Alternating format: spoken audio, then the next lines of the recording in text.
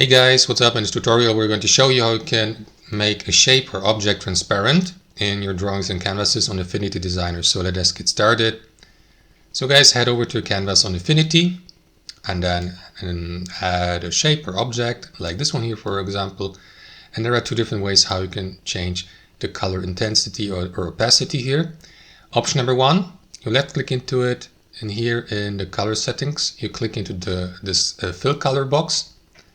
And then guys, you may use this opacity bar here to adjust the color transparency or intensity. That's option number one. Of course, you may remove the color entirely, the fill color, by selecting this button here. That is going to make basically the entire shape colorless. The fill color will be gone.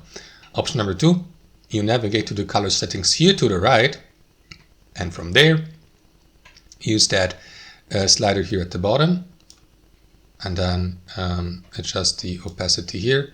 Or you may, for example, of course you need to switch to the fill color, here, because we're currently editing the stroke color.